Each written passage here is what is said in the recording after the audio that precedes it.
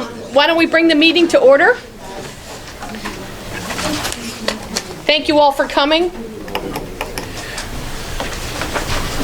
First thing on the agenda, we have quite a great turnout this morning. Why don't we go around the room and do a roll call for our purposes of not doing one in forever. Jeff Crutcher.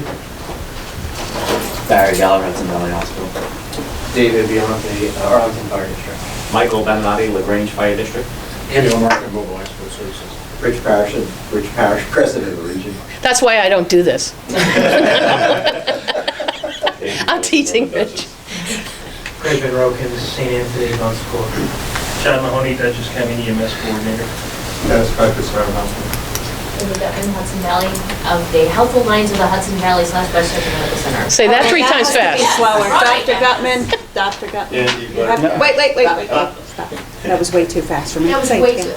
too. On a cold morning like this, you gotta give me a minute. We are Health Alliance of the Hudson Valley / Westchester Medical Center campus Thank you. this week. Thank you. Andy Butterpass, Federal Hospital. Ron Santos, Sharon Hospital. Hey, good morning everyone. Faison Arshad, Vassar Brothers. Trevor McGinley, Orange Regional. Will Greenhut, Nyack Hospital. Mark Papish, Mid-Hudson Regional. Pam Murphy, Chair. Bill Hughes, Executive Director of the Hudson Valley You have to put your name in. Okay, good morning. Thank you all for being here. Karen had sent out the minutes from our November 7th meeting. If anybody has any additions, corrections, deletions, anything, please bring them forward now. Otherwise, I'll ask for a motion for acceptance. Any corrections? Any problems? Okay, any seconds? Second. Thank you. Underneath old business, we're going to do a little update on the collaborative protocols. In November, as you know, the first go-around was to get together and do Hollywood style in name of the Golden Globes last night. Tell us, Fasan. So a little bit about collaborative protocol updates. So as we discussed in November, we were planning on doing several simulation cases to help bring the protocols to life. And in regards to large-scale protocol updates, there's never been an associated training protocol associated with that collaborative protocol set. So this is a historic in many ways. So part of that, we recorded 2 podcasts which are produced and ready to go out regarding the nuances of the protocol updates. And that's with Chris Fulligar from the Syracuse region. And the only thing we're waiting on there is for the app. There's supposed to be an app that's available for providers on the iOS and Android that's nearing its completion. So as soon as that goes live so that people have a reference, we'll release the 2 podcasts as well.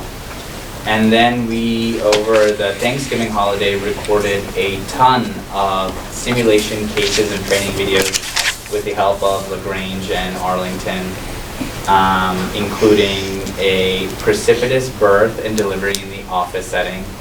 And we complicated that by having the neonate also be a patient, so there was a neonatal resuscitation. We do complex OB scenarios from birth, all the different types of presentations, regardless of, head first, feet first, 1 foot, 2 feet, and the appropriate management in the pre-hospital space done by simulation, which is exciting. I'll show you guys some videos offline related to that. And then also a number of small sets or like micro learning modules, including double sequential defibrillation. Which Say that again, sorry. Of course, no problem. Double sequential defibrillation, which is a new online medical control option for ALS providers, as well as surgical airways, which are going to be a new online medical control option for pre-hospital care providers. So simulation on both those things, as well as some things we don't encounter that often, like eye irrigation, application or placement of a Morgan lens, and how to apply tetracaine for ALS providers. And then the last one was also tooth emergencies, since we don't do, as medical directors, that much CME and education on tooth-related emergencies. just some basic steps on how to protect the tube and transport it. So those are nearly produced. We're in the phases of post-production. We're adding captioning to all the videos and such. And I think the main rate limiting step is just as soon as the application goes live, then a lot of the stuff will just come through. Yeah, there was a few snags in the application part. Hopefully, we're going to have some good discussions tomorrow. Tomorrow, yeah. And get it all kind of sorted out.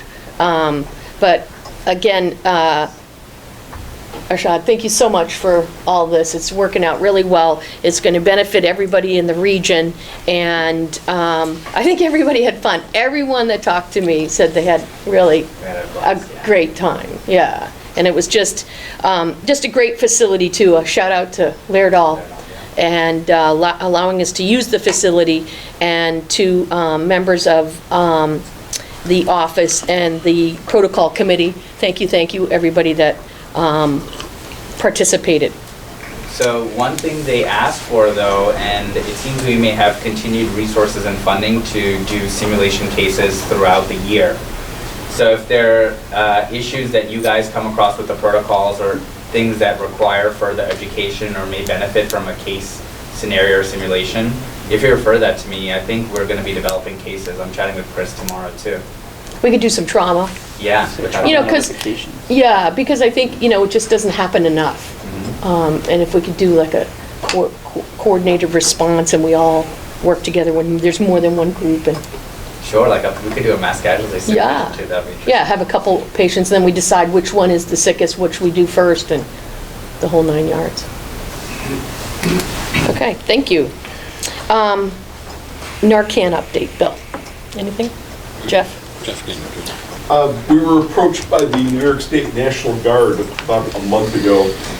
They have a counter-drug task force in place looking specifically at Orange County. They came in with a number of other agency representatives. We shared a fair amount of data with them, and they are going forth with that to try to stem the tide. Orange County does remain the highest in use of Narcan, and right now we're not able to get any Narcan because of the atomizer issue. So we are waiting our delivery. We have been approached by other agencies finally to get up and running with it. Simply waiting for the stock now. Okay. And any update on the atomizers? I've never seen anything else come out about it. Basically, they said go ahead and use them because getting some of the medication is better than getting none of the medication. But the lots that we had were not affected. Okay. They have also sent out several recalls if you want to send them back, and They'll replace them. replace them. Okay. But that's what's holding up the shipment of Narcan now, because they're trying to take care of that problem before they ship it to us. Yeah. All right, thank you. Andy's. Oh, Just a question, I know we've had discussion about the number of our EMS agencies that actually are participating. Have we seen any uptick in that? I know we had a few that had not gone through. we had a couple more, right? Yeah. Just a couple, though. No great upheaval. Just a couple more. We're probably in the 60 to 65% range right now. It's just discouraging. Yeah, I mean, I think it's just such on the forefront of everyone. I mean, look at the billboards going up now. Look at everything that's happening. I mean, the state is definitely focusing on it. And also, I mean, it's probably the only bill that the Senate and the Congress agreed on to put some funding towards. So it's like amazing that it's hitting at so many purviews, but we have to get more people on. So anybody who has, any affiliation with any of these agencies that are not part of the program yet, we really encourage you to push them forward so that we get 100%. It would really look much better if we had 100%. Is there any reason people I don't- cite that they? No one, I mean, They no even- one's come forward to say, I think fear is paying for it, but it's like, you don't have to pay for it. We're going to help people out and get it. So, I don't know. A lot of the feedback that we're getting is that everybody has it, so we don't need it. Oh, so they think they don't have to have it because the Right, police the have police it, have and the it, first responder, right. and the fire, and, okay. Yeah, so we can just keep trying to get people on board, it would be great. I think we should be the forefront there. Okay, under service upgrades, last time I mentioned the issue with Arlington. We have now a weigh-in by the state and all. I had sent a letter for giving them support from this office and from the region. And David, I'll turn it over to you if you want to just enlighten everybody, because some people are not going to know. Great, thanks so much. So in the past 6 months, the commissioners of the Arlington Fire District have adopted the idea to move towards an ALS first response agency and not do transport and contract with a transporting agency, which we have entered into an agreement with Mobile Life Support to do that transport work. That's been working out very well. And so in moving from an ambulance agency doing transport to an ALS-FR, first response agency, not doing transport required a service agency change. We went through that process as a municipal CON with the state.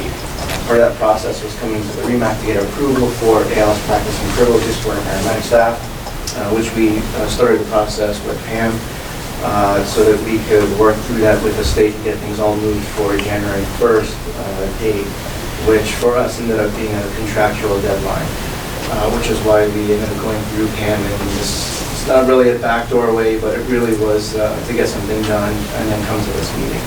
Subsequent to that, we've been in talks with the state and others. They have encouraged our board to keep our ambulance operating certificate and maintain it, at least for the short term, so that we can, if anything happens in the system for any reason, we're covered and can continue the practice of providing ambulance transport should that ever be a necessity in the near future, at least for one certification cycle, which is a 2-year cycle.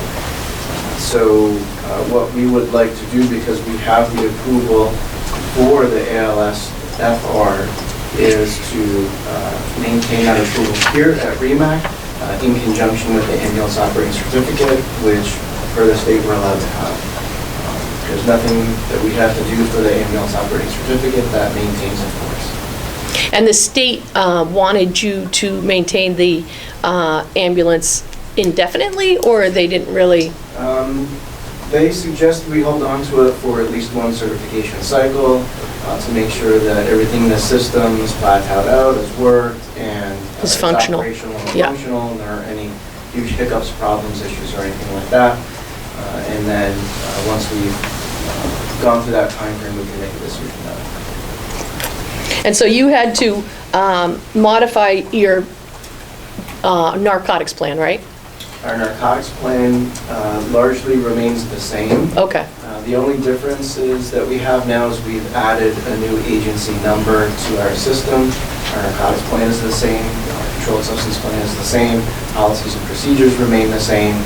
And the only operational difference at the moment is that we're not transporting on ambulances, we have paramedics on fire trucks doing first response. And Mobile Life Support is transporting all of our patients. So we don't have to vote on that, there's nothing to vote on. Well, we need to vote on the BLSFR. Okay. ALSFR. I'm sorry, ALSFR. So do you want to make a motion? I cannot. Oh, that's true. That's true. I do appreciate that. Okay, so. Ghostwrite one for you. So I'll make a motion to approve Arlington Fire to have the ALS FR designation as first responders, and it's just a kind of change in the way that they respond to their calls in that district. They will retain their certificate for the ambulance agency for now, so that will not change. Any questions? So are you saying that you go as an ALS responder, and then when Mobile Life goes to transport, you just hand the patient off, or does that provider then ride on the ambulance to the hospital? We turn over here to Mobile Life Paramedic and then go back in service. Fire. Unless they send a BLS, you would write it in? No, if it's, unless, I'm sorry. Let's say they send a BLS unit because they can't get Right, an so ALS. in that case, our paramedic would jump on board and go Right. with it. Provided it was ALS.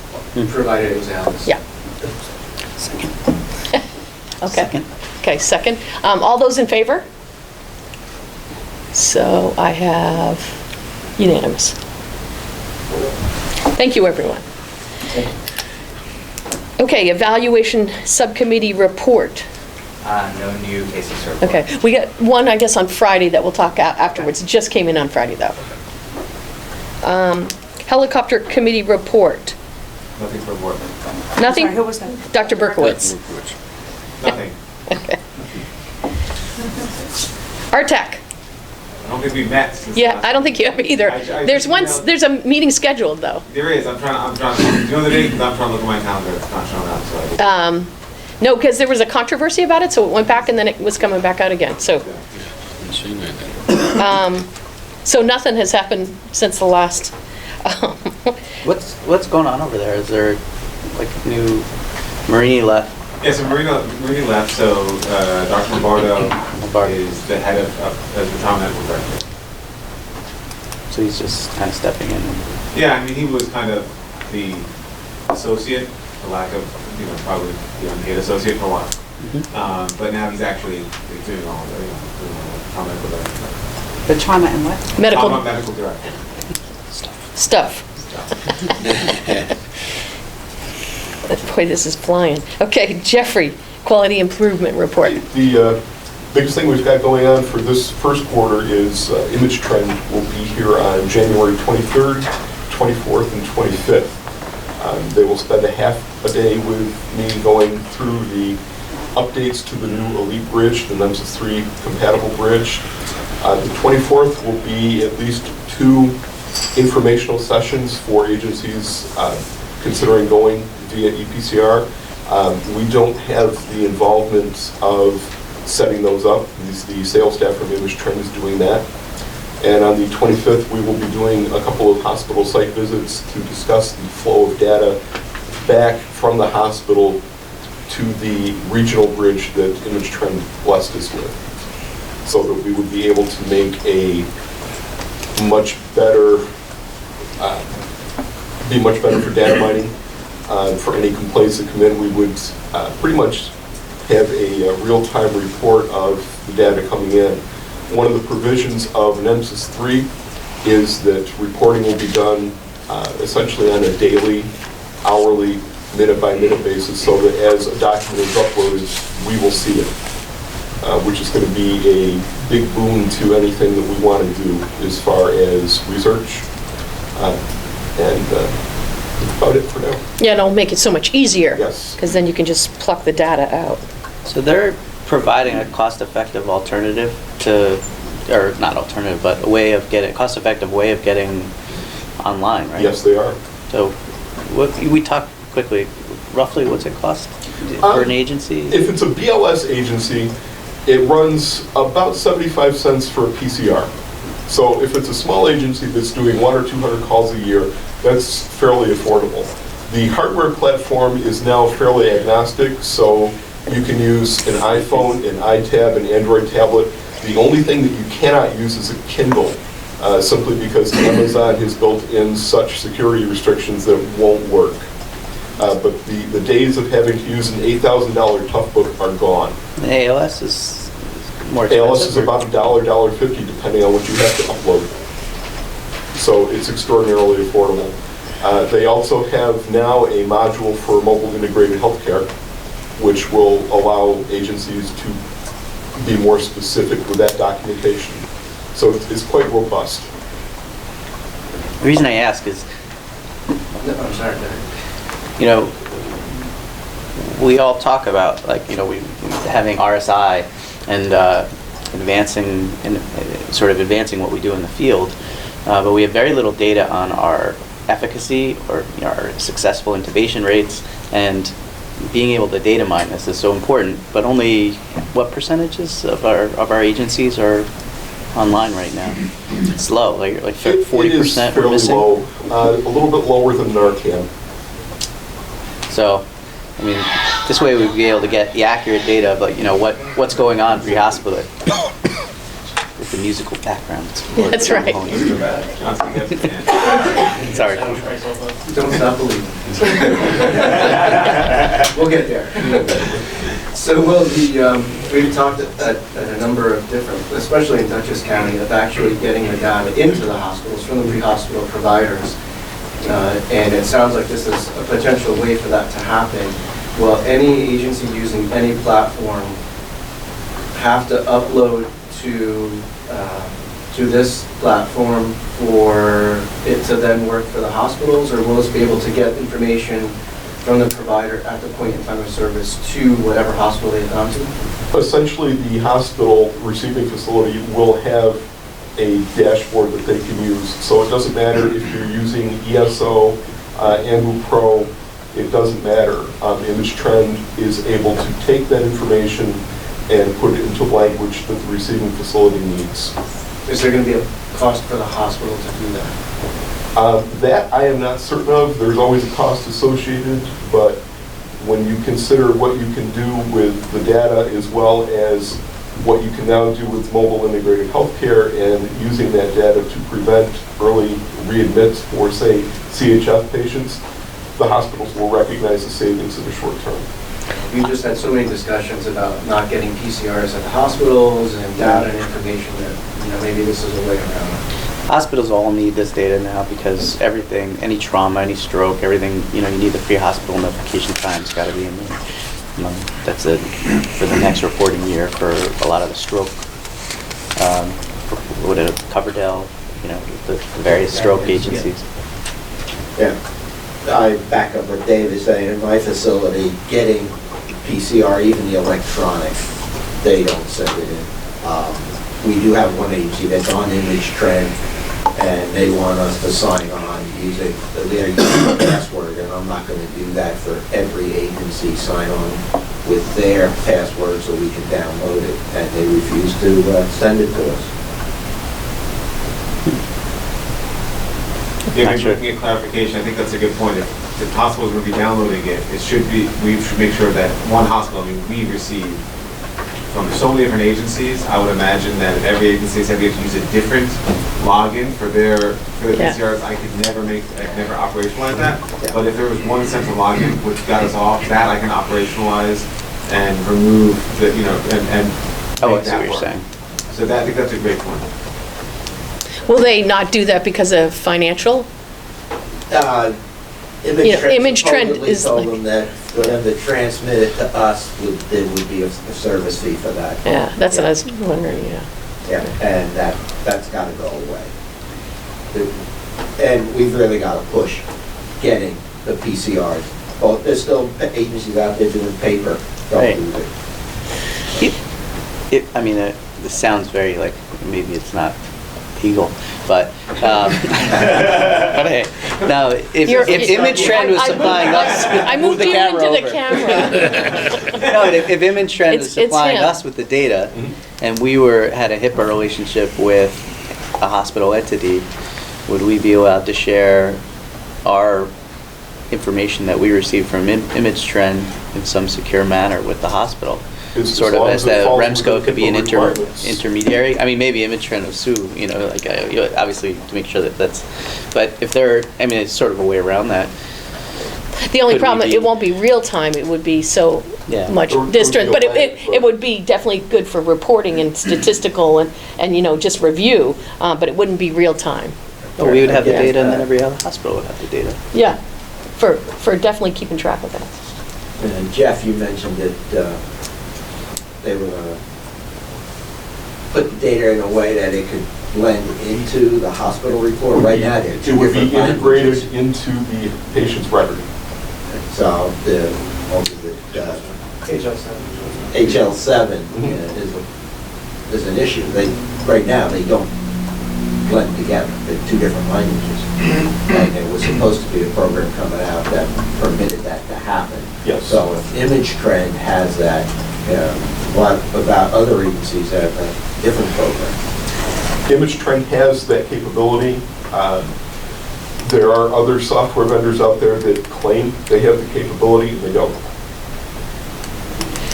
And I would say, in my county, it's a mix, 50-50. I think I got half of them are on Image Trend, the others are on other software. Others, Mike, did you? Is this a statewide initiative that Image Trend is coming around to the regions? No. Or you invited them? We've got a good working relationship with Image Trend. But they're supplying the regional bridge for us. That's why we're dealing with Image Trend, not that we're trying to influence anybody as to what they need to deal with. But for us to get the data, it comes off of the regional bridge, will be for the state. And what the regional bridge is, everybody's information that now is sent to the state bridge will come to the regional bridge, and then the regional bridge will send it to the state bridge. All of the other providers have to send their data to the state through Image Trend, so they have a connection through Image Trend. We've tried working this with ESO with hospitals because they do have a converter to HL7 to work for that, and that works with most of our other agencies. They're trying to work out some of that piece now, but if it can come from the state bridge where the information is supposed to go up for Nexus, it may be a good one for that. But we are talking Nemesis 3, which is the next version. So all the software that's out there today is only 2, so it all has to be upgraded. All right, any other discussion? Thank you, Jeff. Protocol Committee, Mike? Thanks, Dr. Arshad and the team. The filming was outstanding. I think when you see the quality of the video, you're going to be really pleased. I mean, this is a great statewide initiative. Very, very hard to believe that really we've been able to pull this off. Just phenomenal. A few other components that we did do too. We did a severe hemorrhage, which I know you're talking about trauma. And then we also did 2 quality improvement scenarios. One was a formal debriefing, in a classroom environment with a medical director, and the other was an informal, standing at the back of an ambulance. Both really help people understand what really should be happening after the call. So kudos to the team that did that. We're still looking, obviously, at the collaborative rollout process. We're going to know more this week. I'm sure tomorrow afternoon we'll learn a lot more. There's certainly a push to get the protocols out there as soon as possible. The app seems to be the thing that's holding the process up, but we want to keep that moving. We're also hoping to offer an online exam for paramedics to upgrade, and Bill and Jeff are working to see how we can do that. Maybe if we can piggyback on with another region, but certainly having a method to do that would make this a lot easier for us. With this process, a number of the policies were removed from the protocol because these are now medical treatment protocols. So the protocol committee has been pulling those policies apart, reviewing them, updating them as appropriate, and Jeff is incorporating those into the policy manual. And so we'll continue to have those. They'll be revised, and we're just going to put them as part of the policy manual, so there's still more to come on that. And that's items such as specialty care transports, rehab, helicopters, physician unseen, stuff like that. The other new topic that came up that we certainly wanted to bring here today was some diversion issues that we've been seeing in the region recently. From our perspective, we think that there really are 3 key components for discussion. One is from a dispatch perspective. We want to make sure that dispatch centers are aware of hospitals that are on diversion, so they can forward push this information out to EMS providers upon response. What oftentimes happens is that an EMS agency and crew is not aware that a facility is on diversion. They make a decision with the patient without any knowledge of diversion. Family starts to go, somebody's on a cell phone calling somebody else to get to a hospital, go to a hospital because somebody's being taken there. The patient gets loaded in the ambulance calls them out to that facility, and the dispatch center will say, be advised that facility is on diversion. That creates a challenge because now there's a disconnect with the family, and decisions need to be made at last minute. So certainly, as we talk about diversion here, hopefully today, that's something that we can consider. The second is from the EMS provider's perspective. One certainly is providers need to encourage patients that they should go to a facility where they can get more timely care. We all know that diversion is a request and not a requirement. However, a patient who is transported to a facility that is on diversion may see a delay in the care that we receive. But we also then need to understand that ultimately, it's the patient's decision. If they want to go to that facility, they have that right. They should be aware that there may be a delay in patient care when they arrive there. But we always run into the challenges from staff when we do roll in that, well, didn't you know we're on diversion? Yeah, we knew that. So education at a hospital perspective.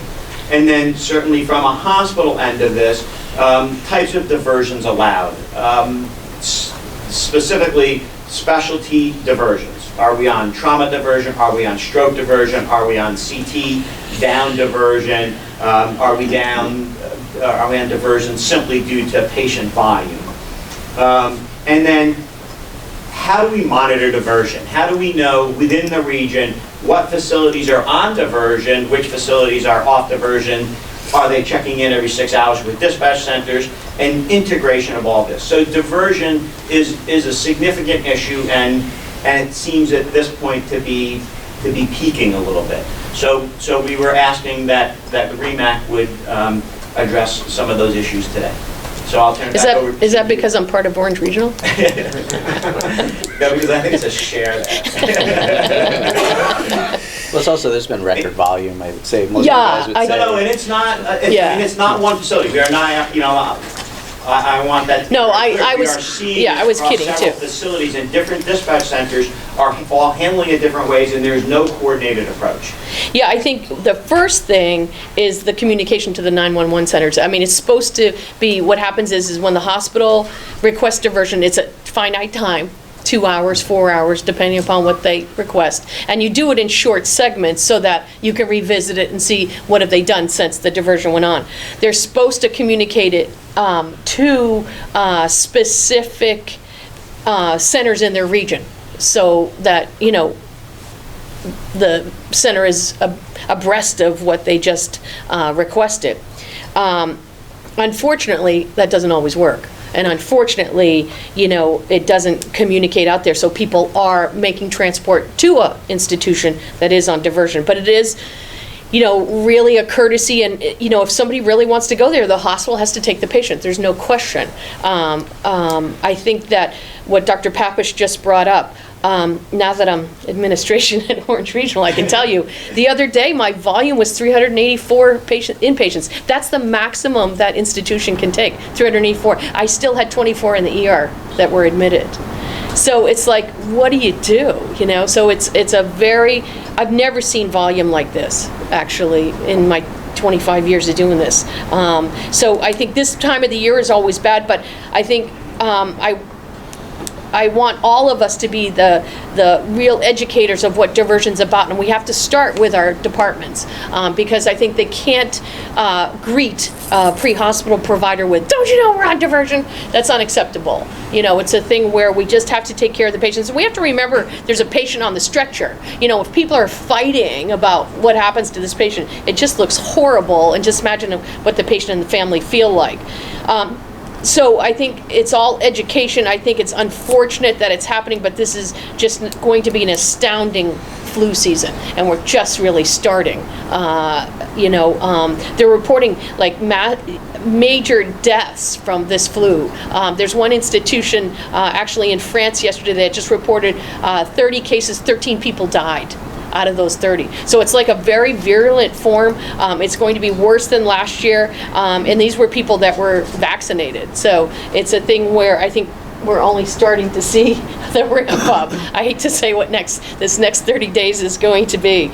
But I think we can all be advocates to educate, to pass the message forward. I don't know why the communication falls between the institution and the 911 centers. I don't know what happens there. It's pretty much straightforward. It's a call, you say, it's a time frame, it's allotted, and then it's readdressed in that time frame. Generally, there should be a back and forth communication between the center and the institution that they call and say, "Hey, what's your update? What's your, how are you guys doing now in that time frame?" Types of diversion are going to occur because of what a facilities institution has, and if they do lose their scanner, we've had to deal with that at places at times, and they definitely have talked about alternative fashions, like being on diversion for strokes if the CAT scanner's down, or for, one particular treatment entity if they don't have the capacity to take care of the patient. But diversion is something we have to keep hold on. It certainly is not good for the hospitals. It's certainly not good for our providers and not good for our patients, so it's a lose all the way around. There's no question. I would just, a couple of points. One, to my knowledge, diversion is not optional in terms of, you can request diversion. But basically, there's no population over 1 million. There is no, I'm sorry, I can't hear you. No population over 1 million, which are the requirements for diversion. Now, there are real things that occur. There are operational issues, as mentioned, with CT scanners. There are volume and acuity issues with the flu and other surges in volume. But I think that really needs to be monitored. And I would request that we actually track the hours of diversion across all the hospitals. I think that's really important. Orange in particular has been on diversion, I think, a fair amount. It's crazy. They actually are having an emergency meeting this morning about it. And so to that point, previously I worked at Kaiser HMO, and basically they went on diversion intentionally. And they did that to actually prevent certain patients from coming. Okay? It was essentially illegal. It was California, it didn't really matter. There's no Department of Health. I'm serious. There's no Department of Health that oversaw healthcare operations in California. It's the Department of Corporations. We, I think, have a little bit different viewpoint in New York. We try to cooperate with all the hospitals and try to make sure in EMS, we try to make sure the right thing happens. But I can tell you, two of the small little hospitals that I'm at, St. Anthony and Community, we don't have the ability to do hemodialysis. That, and when we get patients diverted that have hemodialysis type issues, that's an issue. Now, their EMS is responding appropriately, I think, to the request for diversion. But I think it's really important that we think about the patient and what makes the most sense. So I request that we actually monitor that, we will report that out. I think the 911 center sees the Yeah, I mean, Westchester County struggled with this for a while, and I think the beginning of improving it was starting to monitor the hours and actually having actual real concrete numbers that we would go through every month. And initially it was de-identified, but just so people have an idea of what was going on. And I think that everyone agrees that the only diversion we are really talking about that I think impacts the system is general diversion. Specialty diversion is in my opinion, generally acceptable and understandable, but general diversion is what causes the biggest problems, and then it causes issues where, you have a high volume, and you guys have high volume, and now you have to drive further with your high volume, which means you actually have less capacity to transport patients, which means more patients are waiting to get care. So, and it's this awful cycle that delays and delays and just mucks up the entire system. So, the first thing is you need to start monitoring it. So the barrier, Westchester was easy because there's the Westchester 911 Center basically dispatches all of Westchester, and what the areas it doesn't, it still has oversight. And we have a lot of counties and a lot of different dispatching centers, right? I'm Yes, we asking do. more than I know Dutchess, but I'm assuming that all the other counties have their own dispatching centers. So how do we coordinate that? Well, I think one of the things that Bill was going to try to do, and did send out an email, and Jeff certainly has been involved as well, is to try to pull together the EMS coordinators first, to get them a part of this process. We have one represented here today, one county represented here today. We should have more represented at this table to take this information back, and he's trying to integrate 911 centers into that as well, so that we can start to share this information, because certainly it does have significant implications. The other thing that I think we spoke about at the protocol committee was asking Jeff to pull together an informational document so that we can start to talk and get this in writing, so that we can share a consistent message. I think that's also critical, so people understand what it is. How to track, that's a big issue, and we did discuss that a little bit, and maybe that's sending an email to the region to say when you're on and off, and so that there can be a tracking tool. But somehow at the regional level, we need to, we should be tracking this. And Pam talks about a specified period of time. Do we even standardize that? Do we say, if you're going to be on diversion, you can be on diversion for 2 hours and you've got to check back in? Or if it's an equipment diversion, you're not going to get a CT scanner fixed in 2 hours. In that case, do you make it a 12-hour notification? So just, I think this is a huge, complex issue that we're not going to solve here today, but if we can start putting components together to resolve it, would be helpful. Jonathan? I think Westchester has a great system for tracking it. I think that's how they got the numbers. I don't know if there's a way that we can bootstrap on that. We have to talk afterwards. The other thing I wanted to mention was just in terms of some of the other considerations that we're talking about. Every hospital has a diversion policy. And we should make sure that diversion policies make it very clear to staff that patients who want to go to the facility, you can't turn them away. Like, I know, our language is something like if they're unwavering and they're just, whatever, policy, Wonko language is in there. But also should make sure that you take into account what your role is in your region. Meaning, if you're the local STEMI center, or you're the only place around that does dialysis or does whatever it is, that you're going to take that into account. I know our diversion policy is like, if it's peds or peds burn and peds trauma and a lot of, peds. A lot of stuff, really avoid diverting those patients at all costs. But a lot of hospitals have different roles in their regions, and it's important that they acknowledge those roles, even if it's like the hospital that has more mental health or whatever it is. Whatever you have, that should be taken into account in the hospital diversion policy. Rich. Westchester Dispatch Center has a program that all the hospitals have been trained on to key into it, and it lasted out to all the hospitals. And I think at the last meeting we had, there was a discussion about getting the dispatch centers online for that. But right now, a lot of the hospitals aren't using it. The ones down the south, Westchester, and those areas are using it, but I know my facility, they've got the code to get into it. No, they don't post it. Yeah, I think it's, I think there's no cost, although don't hold me to that. I mean, just log in. I think that the one thing is it does work, would be if we were to say that, in order to go on diversion, you have to go through that system, that would, and it's very easy to use, and I've taught a bunch of people to use it. If we did that, we would automatically have all the data we want. And it's not even requiring, it's not even saying you can or cannot go on diversion. It's not doing anything. It's just saying, this is how you go on diversion. It's web-based, right? So anybody can access it and see what the status of. And it sends you a reminder every couple hours, hey, are you still on diversion? So you have to update it. And I don't think it would be an issue getting the dispatch centers access to that. So I'll talk with our program coordinator later today about this, because I think that we can't do anything without data. And just from the kind of aside from the flu thing, from the emergency management perspective, I mean, technically every hospital should be able to take 20% more than they're listed in their beds. Is kind of what the accepted thing is, and clearly that's not the case. I know we've opened up additional units, and we have other spaces that are being converted now.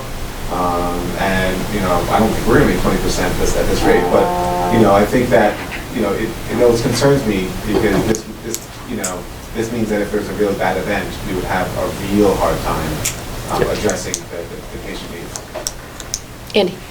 I think over the years we've seen a number of hospitals have to deal with the diversion issues in different ways, and obviously they do have diversion plans, and in some cases over the years I think the administration has jumped in and says, that's it, we're not going to divert. The orders come down to the ER and just don't divert anybody. And that sounds like a great plan, except for the fact that I've got 6 patients on stretchers and 6 ambulances in the parking lot because they can't use it, they have no beds. And so we urge the judicious use of the diversion when necessary. And I do second Dr. Berkowitz's opinion there about your specialties or what your strengths are, and obviously like that. But I think also one thing you have to realize, and this is something that we've discussed at the state level, we'll probably discuss again over the next couple of days at State Council, but EMS is probably one of the worst shape it's ever been in this state. And it's bordering on what we're going to call a crisis. And here locally, I can tell you, as one of the larger service providers, we have a number of services who are one and done. I mean that they take one call, They have nobody to back them up, nothing, no other crew coming out. If they get diverted from a close hospital to a further hospital, it's going to put more time on task. Usually what then happens is that those areas stay open, and services like mine have to get called in. And it's not just, don't think just about the volunteers, who it does affect a lot. I mean, every day, we probably respond and back up areas that are serviced by another ALS provider, like 4 or 5 different service providers. So we are just trying to cover as much as possible, and on a daily basis, the system is balanced. The more that we go in diversion, the more we push units further away, the more confusing it gets, and sometimes the volunteer just doesn't want to hear it after a while, doesn't want to respond. You know, we try, and I think most of them do a very good job of saying, listen, the patient's interested, let's convince the patient to go to the hospital a little further away so that they're not going to be there for 6 to 7 hours and be out of the hospital in 2 hours. They do a good job with it. Occasionally the patient doesn't want to go, occasionally we do bring them in, and occasionally the staff takes exception to it. It's an imperfect world, I understand that, but the hospitals have to realize that now diversion is more critical than it had been previously. And superimpose, you know, an increased, flu season and anything else like that, this system's in dire shape. We've had communities that have no ambulance available for a prolonged period of time, no backup ambulances available for 4 services, we've had cardiac patients out there. We can't tolerate many more diversions and still, get these people reached. I'm not sure if everyone is totally aware that this happens, and so I want to say this because it's not totally out there, to really bring forward Andy's point of criticality is that in each county, we have heard an increasing number of times that the dispatch center has to call a patient back and say there's no ambulance coming. You're going to have to find a way to the hospital if you really need to go. And so that's a level of this is that. Now that's not to say it's because of diversion. I wouldn't to say that. It's all oranges. There's a lot of complex issues involved in that, from system perspectives, availability, volunteers, career, combination of things happening. One ambulance only in a community where they really need 2 or 3.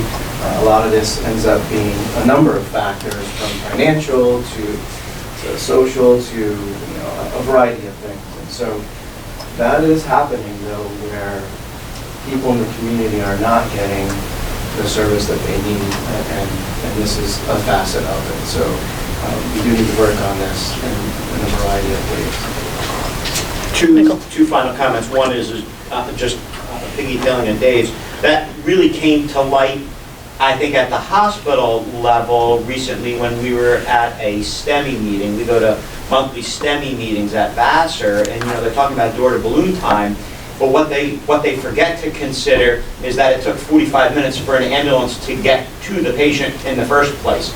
And so all the hospitals always need to take that into consideration. You think that somebody's accessing 911 and there's an ambulance at their door in 4 to 6 minutes and they're initiating transport right away. That's really not happening. In some communities, certainly it is, but in a lot of the areas, it is not happening. And then 2 is, how do we keep this diversion topic alive? I don't know if you want to create a tag to manage this, because this, I think, is something that needs to be managed intensely here over the next month or 2, or the protocol committee has already started. Do you want them to develop some stuff to push up that structure's already in place? The 2 of you are already on that committee. Certainly others can join us, but I think we need to keep it alive somehow. I think the easiest would be just with the protocol, because we're already there, we already have a committee and we already have a system set up. That's the first I'm ever hearing of a 911 center calling back the patient to say there is no ambulance to come pick you up. Multiple times in Orange and Ulster? And it's just third happening in that. We've had patients brought in by private vehicle. So that all goes on to the, we really need to get, and I've stressed this to Bill a number of times, we really need to get our EMS coordinators involved in this entire process. Yeah, I think that's a big one. They seem to be a disconnect, and I think that it's the responsibility of the region to start bringing the EMS coordinators into this process and communicating with them. Yeah, I think that the only one I've ever seen in my career here is Dutchess. I think that's the only time anybody ever comes, right? We do have an EMS task force and Dutchess looking at this particular issue. Yeah, I mean, I've never seen Quite a number. anybody else come. Do they have a responsibility to the committee? Is there any part that they have a responsibility to be here to, or is it just our request? It would be a request. It would be a request, but again, they should be our conduit. I mean, look, you know, we as the region oversees all EMS agencies at all levels in the region. Certainly, we come to these meetings because we do this full-time, but we would not expect all of the captains and managers of all of the agencies to be able to attend this meeting. The conduit of information from here to them should be through the EMS coordinators or medical directors. And you can see that if you were to map this out in your mind, you would see why we have that disconnect. Bill talks about, you know, we have 60% of the agencies offering Narcan. I'd like to see a chart of every single agency and what additional capabilities that they have, but again, we need to communicate. Bill has been pushing for a number of years to, when we do our recertification process, which we must go through every 2 years, we mail into the state our entire packet of state mandated equipment of information. That information never even gets passed back down to the region. So Bill may not even have who the service medical director is or who the captain is of an agency updated on every 2 years. And we've been pushing the state for some time to even get that stuff. So Bill gets in a situation where he doesn't even know what agency contact information out there. We don't even have a method of sending an email to every EMS agency in this region because we don't have a current list. As crazy as that sounds. Rich? The EMS coordinators do have a seat, according to our bylaws, on the council. They have. Yeah, on REMSCO, right, yeah, they have the council. So they show up there though, right? No. No? Well, some of them do. Some of them do. Yeah, that's where I would see more. Yeah. But they have I believe it's a non-voting seat. Yeah. Unless their county has elected them. Unless they're appointed as a I believe we have four county EMS coordinators that do have seats on REMSCO, and the others 2 don't, but they are members of REMSCO by bylaws. Andy? Just on a related topic, and not one that's really in the purview of REMAC, but something that does affect diversion, or could affect diversion, and that is that we really do need to push at the state level here 2 topics. One of them is treat release, and the second is alternate destinations. Yeah, we talked about that. Projects have been very particularly well for various reasons that we discussed today, but let's face it, there are some patients that are inundating the ERs who don't need to be there. First of all, we don't need any care probably in some cases, and again, with proper controls, we might be able to do something if we could do treatment release in the field. But the second is that alternate destinations, some of our very, very low acuity patients who right now, an ambulance has got to take to a hospital or to a 28 facility, don't need to be there. They go to urgent care, to the clinic, yes. And we're getting nowhere. Initially, we thought change to Article 30 a couple years ago might help us, but that nothing has happened. We're going to try to, maybe with a little group that's trying to push, again, the state to push the Article 30 for revision. If we could take a patient and drop them off to an urgent care who was really, clearly below the gravity level that you're in ER, that would help. And right now, the only thing you have is that problem. If they have health insurance, they don't have to pay $150 deductible for the ER, so they might go to urgent care. But once they're down on the ambulance, we think we'll only work by the hospital. And that we've got to change. If we don't change it, we're going to keep loading, you up with people who really shouldn't be. Currently, one facility that's opening up in Dutchess is they've asked for an Article 28 waiver, or they're actually, the mental health thing that's opening up. Stabilization Center. Mental health stabilization. Mental Health Stabilization Center? Yeah, it's a disrupt. I'm just glad I don't work there. So can they do medical? They haven't gotten the waiver yet, but the idea being that they would be a waiver from Article 28 waiver so that they could receive ambulances for mental health crises, intox patients. Wow, who's doing that? It's a county collaborative with DISRIP to try to, minimize. Yeah, I mean, I don't know what REMAC could do, except that obviously the lobbying on our behalf to try to get the state to move forward. And I know we're probably going to discuss this again at state council. We brought up the crisis issue, last time, and I think that it's only gotten worse. And Definitely. we think we're bad. Take a look at some of the more rural areas upstate, and it's just how people are just dying wholesale. I don't know. There's just no way. I do not suggest Uber. Sorry? I do not suggest Uber. Yeah. Medical Uber. Maybe we're on an idea of something, medical Uber. So, I think it might be an issue for the coordinators, because they probably have, full-time jobs and things like that, and they're going to Remsco. I don't know. We'll have to talk about Facet of that for these guys also in gals is that when they go then to the county, either medical advisory committee meeting at the county level or the county council meetings, there's just not a lot of participation in those meetings either from the individual corps and agencies that make up that contingency. And so even if something's put out here that they get and goes back to that meeting, it's the same people. You see it every other meeting. You're not reaching out to the agencies and organizations. There's no teeth out there. The EMS coordinators can suggest stuff. A lot of the BLS, and it was brought up when Lee Burns was here at the Remsco meeting, we have some control over ALS agencies. But the BLS agencies, when we started talking about it,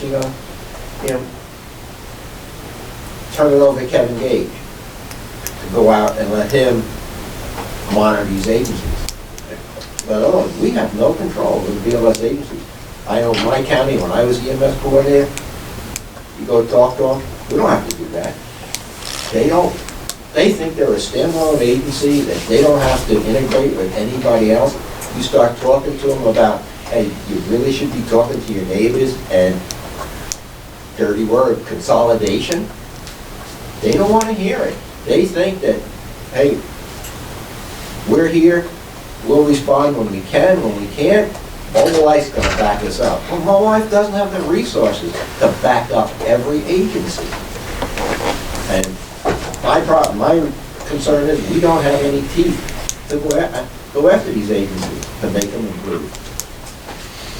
There's one choke point. Every agency in the state of New York has to have a medical director. Yeah, I mean, that's what I was going through. The wheels were, you saw inside my head. But I think, that as you know, and as we've all known, there's some medical directors that are more involved than others, and some of them just as bad as Bill not knowing who the captain or the head of any agency is. Sometimes the agency hasn't talked to their medical director and don't even know if they still practice. Yeah. Well, with the exception that the medical director needs to sign that form every 2 years for the agency, and if Bill were to get a copy of that, then he would get that information. But the state at this point does not push that information down. As simple as that would be. Yeah, and some medical directors, they think they're doing a community service by signing off on it. And you go talk to them, like the two agencies in my area that don't do Narcan. All right, I personally know both of the medical directors and talk to them, and they still won't do Narcan, even though they support it. Well, the other choke point is the town government or village government that you would think, right? If someone sent a letter, by the way, your ambulance doesn't perform, you don't have an ambulance service? Do not want to know about it because you're not funding them. And as soon as you pay an interest to them, they have to fund them, that's a different story, they don't want to know. And there is, who funds them? We started the Ulster County EMS Advisory Board.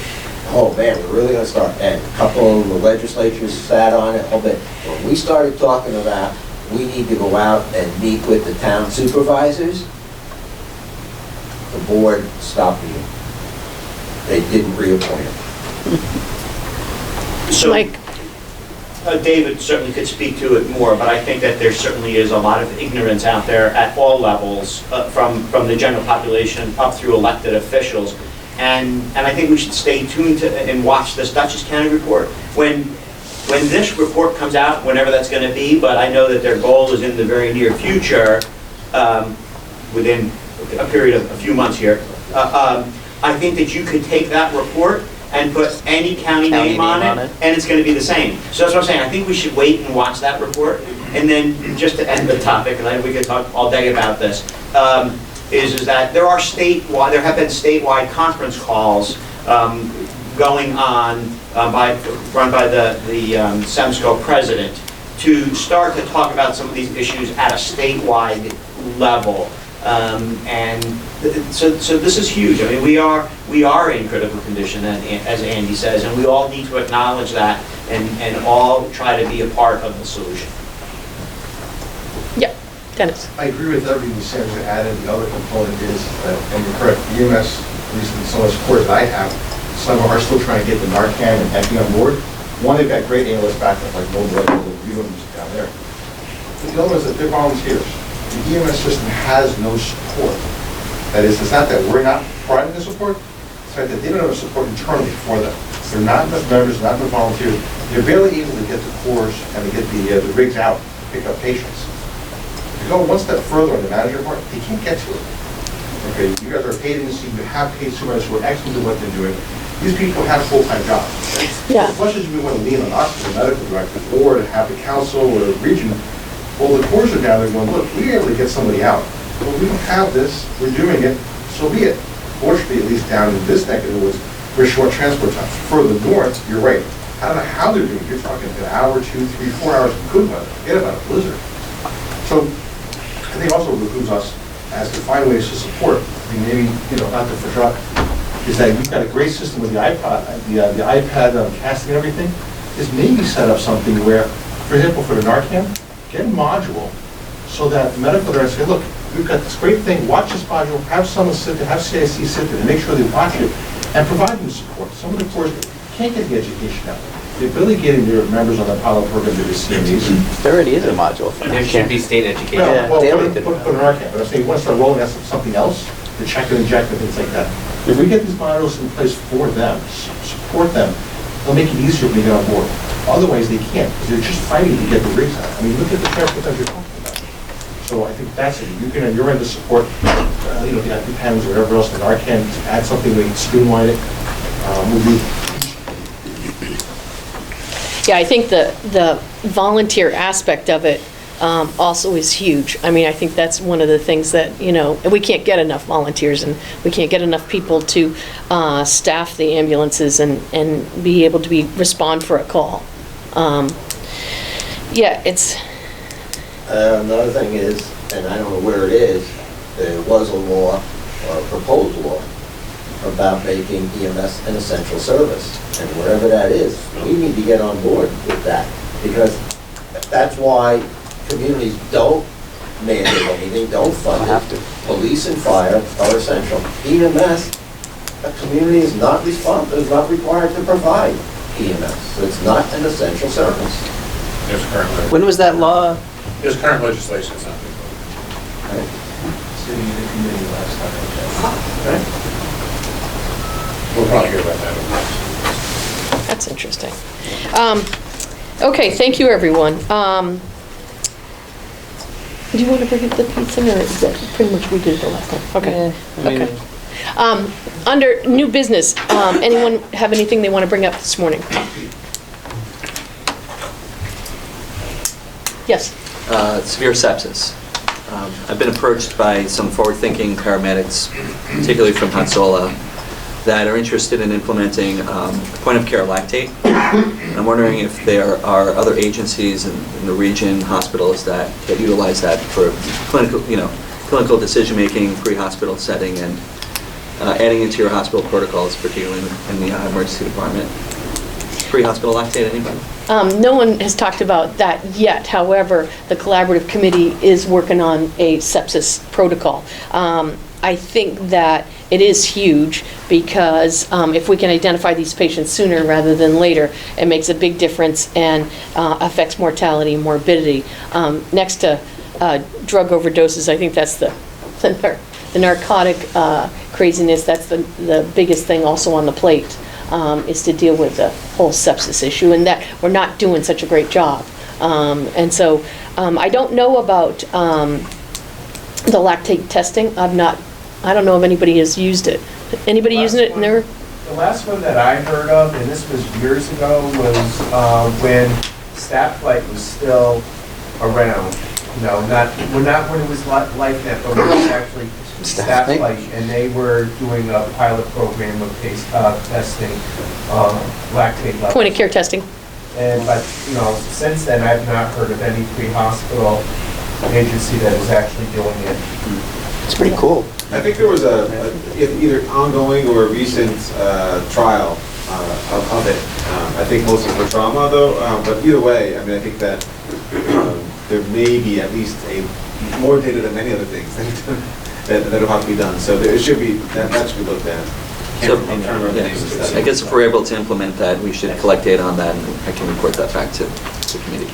Yeah, I think first to see what's happening out there right now and who's using it, what their efficacy is. I'll get for you what's developed so far on the protocol that they're working on. I'll get that for you, okay? So that you can see what's already out there. Yeah, and if you have some forward thinkers who want to, I mean, a lot of this really is a research. If they can come up with some, proposed protocols as well as supporting documentation which supports that, then I'm sure we, at the protocol committee through Dr. Murphy can push it right on up to the collaborative for their next release.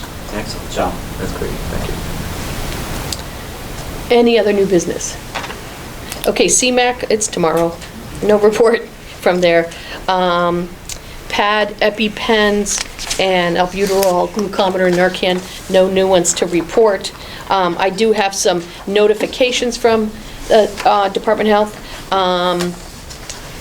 Ali Fatah from Brooklyn, New York, has been suspended for a period of deemed to be served concurrently with his patient restriction status with his employer, has been assessed a penalty of $2,000 for a Part 800 violation.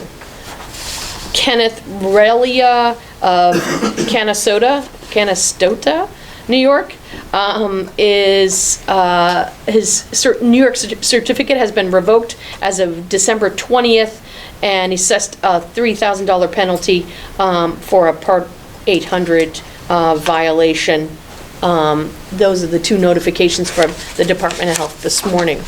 I do have a letter from Lee Burns to Mr. Klein, who is the executive director of Chevra Hatzola, and it's regarding the request to waive the short backboard or equivalent capability of immobilizing the cervical spine of a seated patient.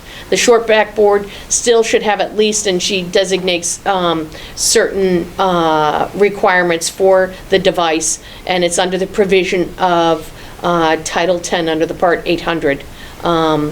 And that they have to have it on each vehicle. At the time the ambulance submits its renewal application, they want the letter reaffirming that they've updated this provision. That's it from a state process.